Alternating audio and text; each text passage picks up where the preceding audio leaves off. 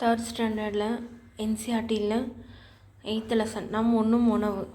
உங்களுக்கு பிடித்த வீட்டில் தயாரிக்கப்பட்ட உணவு வகைகள் எது அப்படின்னு சொல்லி வரைங்க. அடுத்தது நீங்கள் வரைந்த உணவுப் பொருட்கள் நீங்கள் ஏன் விரும்புகிறீர்கள் என்பதை காரணங்களை பகிரவும். நாம் அனைவரும் வெவ்வேறு பொருட்களை சாப்பிடவும் குடிக்கவும் விரும்புகிறோம். இந்த உணவுப் பொருட்களில் சில இனிப்பு, சில புளிப்பு, சில காரமானவை மற்றும் சில கசப்பானவை. நம் பழக்கங்களை சாப்பிடுகிறோம்.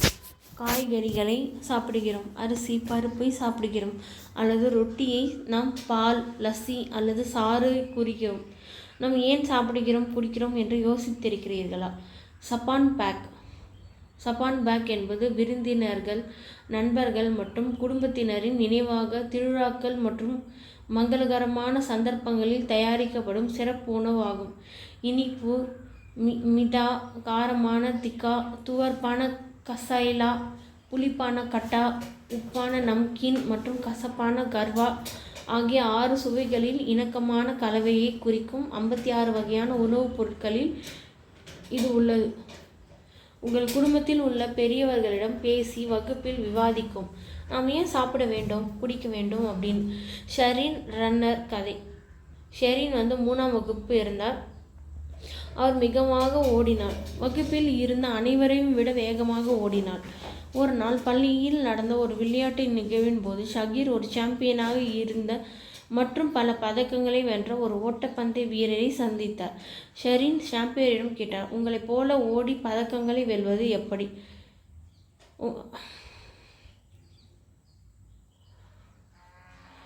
சாம்பியன் ஷெரினிடம், அவர் நிறைய பயிற்சி செய்து ஆரோக்கியமான உணவை சாப்பிட்டால் சாம்பியன் ஆவார் என்று கூறினார்.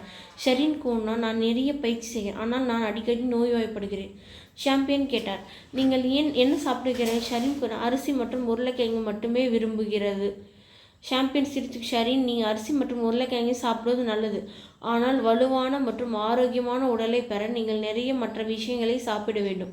பல்வேறு வகையான காய்கறிகள் மற்றும் பழங்களை சாப்பிடுங்கள்.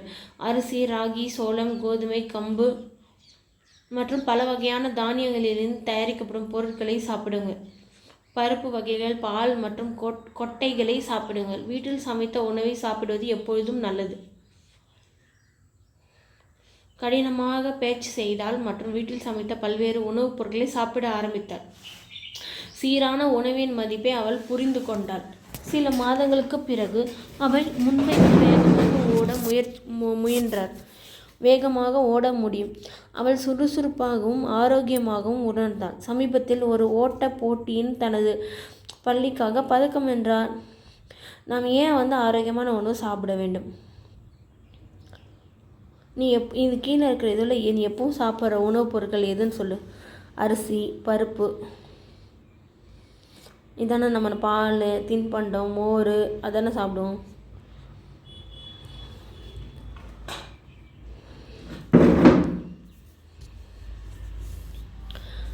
நாங்கள் குடும்பத்தில் உள்ள பெரியவர்கள் கோடை மற்றும் குளிர்காலங்களில் வெவ்வேறு உணவுகளை சமைக்கின்றார்கள்.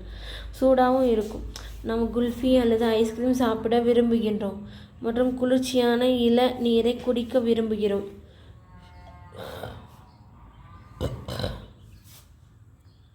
நாம் சூடான உணவு சூப்பை சாப்பிடுகிறோம் மற்றும் சூடான பானங்களை அனுபவிக்கிறோம். வெவ்வேறு பருவங்களில் வெவ்வேறு பழங்கள் மற்றும் காய்கறிகளை பெறுகிறோம். கோடையில் மாம்பழம் மற்றும் முலாம்பழம் மற்றும் குளிர்காலங்களில் ஏராளமான ஆப்பிள்கள் கிடைக்கக்கூடிய பழங்கள் மற்றும் காய்கறிகள் மற்றும் கோடை மற்றும் குளிர்காலத்தில் தயாரிக்கப்படும் சிறப்பு உணவுப் பொருட்களை பட்டியலிடலாம்.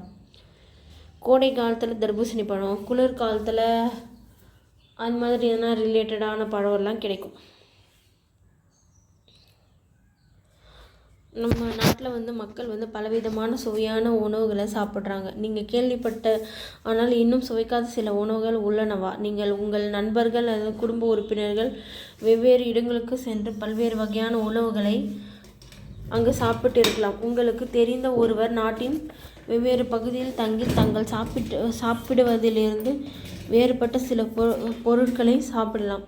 இந்த உணவுகளின் பெயர்களை கண்டுபிடித்து அவற்றை உங்கள் நண்பர்களிடம் விவாதிக்கும். வேறுபட்ட சில உணவுப் பொருட்களை சாப்பிடலாம். இவ்வகைகளின் பெயர்களை கண்டுபிடித்து உங்கள் நண்பர்களிடம் விவாதிக்கவும்.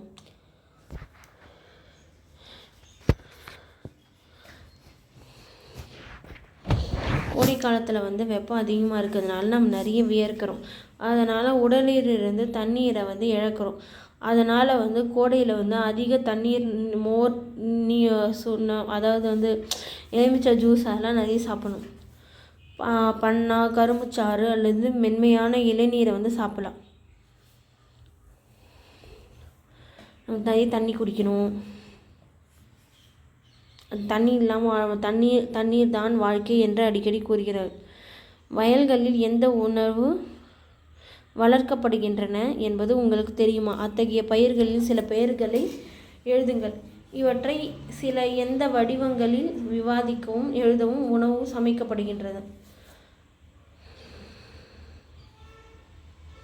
இலைகள்: வெந்தயம், மெத்தி, முட்டைகோஸ், கடுகு, கொத்தமல்லி, கொய்யாக்கா, சப்போட்டா, ஆப்பிள், மாம்பழம், கேரட், முள்ளங்கி, பீட்ரூட், உருளைக்கிழங்கு, மூங்கில் கொத்து, இஞ்சி, வெங்காயம், தானியங்கள், பருப்பு வகைகள், உலர் பழங்கள். சிலர் பால், தயிர், நெய், சீஸ், பன்னீர், தேன், முட்டை மற்றும் இறைச்சி போன்ற விலங்குகளிடமிருந்து எடுக்கப்படும் பொருட்களையும் சாப்பிடுகிறார்கள் சொல்கிறாங்க. நாம் பொதுவாக பயன்படுத்தப்படும் 2 பொருட்கள் தாவரங்களிடமிருந்தோ அல்லது விலங்கிடமிருந்தோ பெறப்படுவதில்லை. இந்த பொருட்கள் குறைந்தபட்சம் ஒன்றின் பெயரை குறிப்பிடவும். உங்கள் நண்பர் மதிய உணவு கொண்டு வரவில்லை என்றால் உங்கள் உணவை உங்கள் நண்பருடன் பகிர்ந்து கொள்வீர்களா?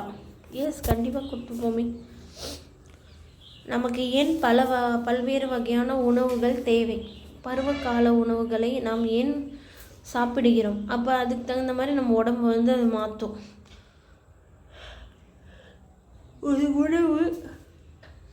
ஒரு உணவு ஆரோக்கியமானதா ஆரோக்கியம் இல்லாதா என்று எவ்வாறு சொல்ல முடியும்? உணவை வீணாக்குவதை தவிர்ப்பது ஏன் முக்கியம்? குறைக்க சில வழிகள்.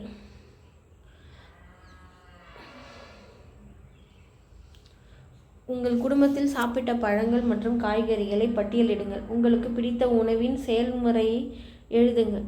தாவரம் மற்றும் விலங்கு சார்ந்த பொருட்கள் அடங்கிய உணவுப் பொருளின் பெயரை எழுதுக. உதாரணமாக, மோர், பாலிலிருந்து தயாரிக்கப்படும் தயிர் மற்றும் கரும்பில் இருந்து தயாரிக்கப்படும் சர்க்கரை, தாவர அடிப்படையிலான மூலப்பொருள் ஆகியவை இதில் அடங்கும்.